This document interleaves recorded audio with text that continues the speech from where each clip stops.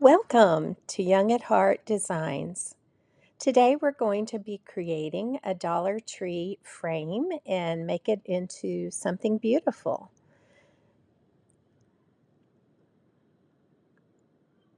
This project has a heart design, as you can see, and I'm going to be choosing one of the decoupage designs from AB Design Studios.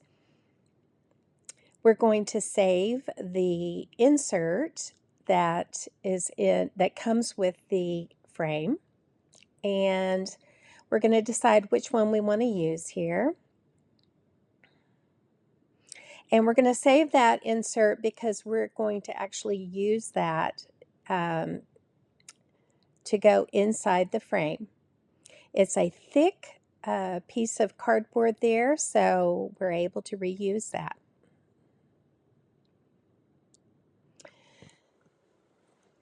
So I decided to cut this part out, but later I decided to use the wet paintbrush technique with just simply water.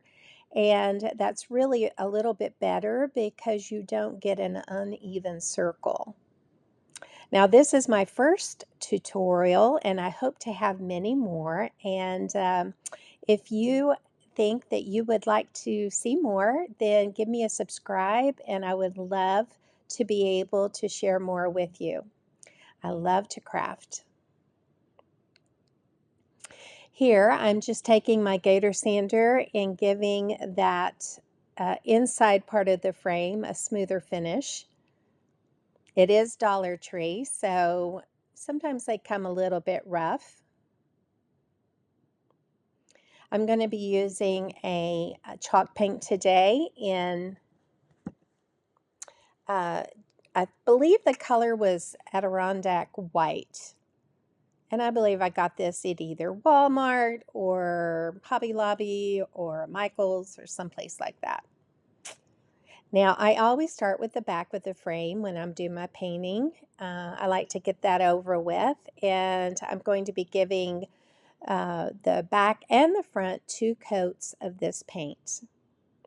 I'm going to be sanding the edges after I paint and after it dries, because that paint will raise the grain a little bit and there might be a little bit of a rough edge.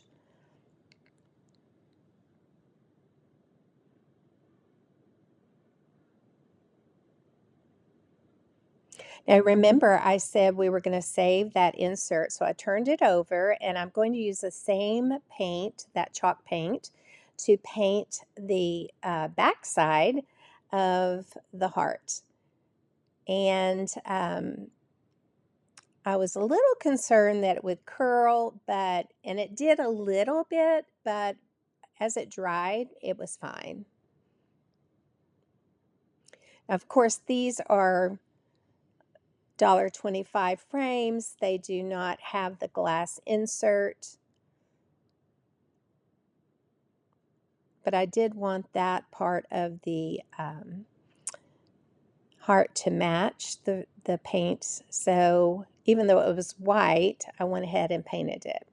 Now here's that technique where you can take with a little fine paintbrush and some water just to kind of go around the edge of your design, peel that off, and it gives a more natural look when you go to use decoupage.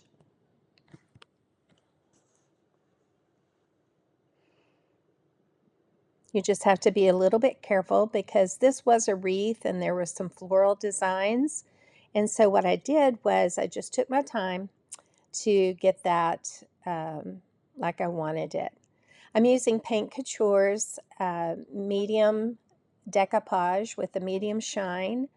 I love using the Paint Couture products.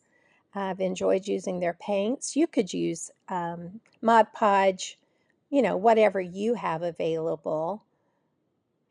But I happen to have this, so I decided I would use it.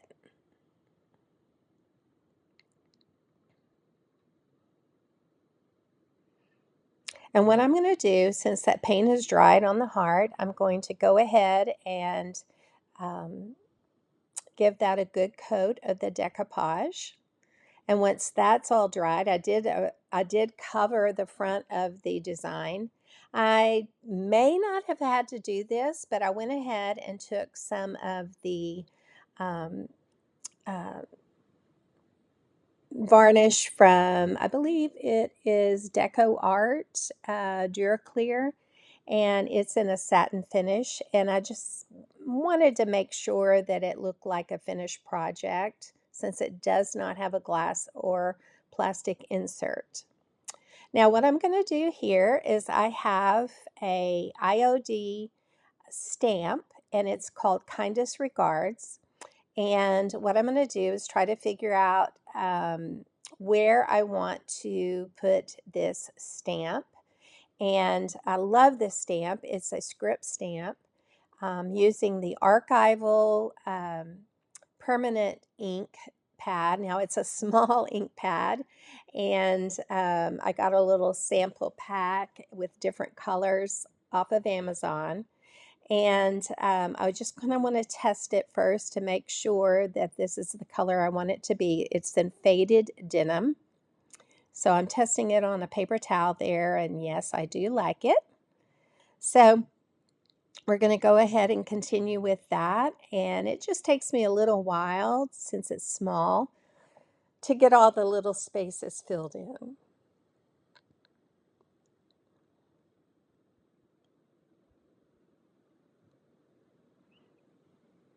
Now this is a permanent ink. However, in order to work with it, you do need to heat set it afterwards with a heat gun or a hair dryer, just to make sure if you're going to put any type of coating on top. I do not believe I did put a coating on top, but I did not want it to smear as I was working with it. So I did go ahead and heat set it after I place it on the front of the frame. I always want to make sure that there's no globs or anything like that. So just testing it.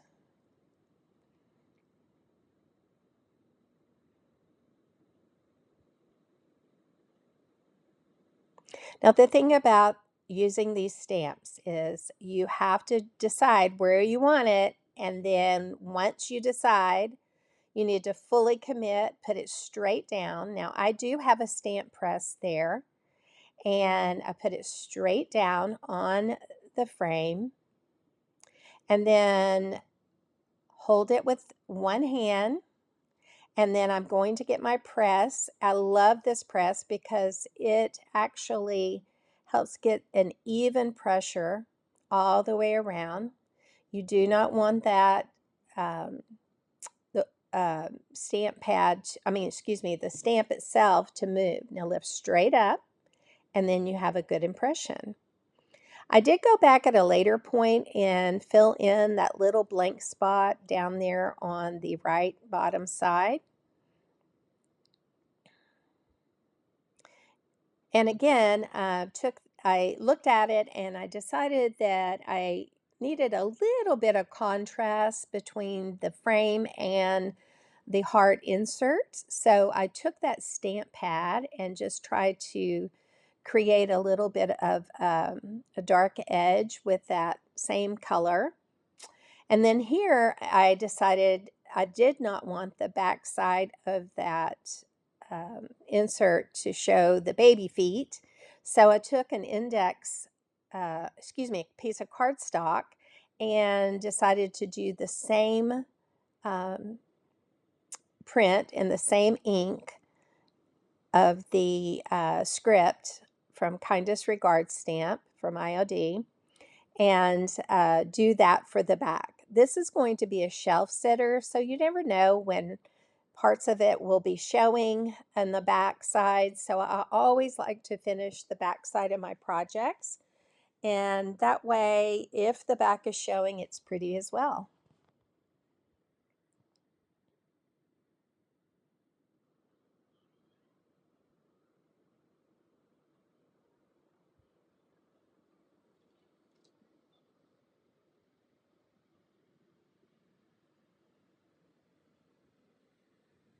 And again, fully commit once you lay it down. Put even pressure all around it, and then lift straight up so that you don't get any smears.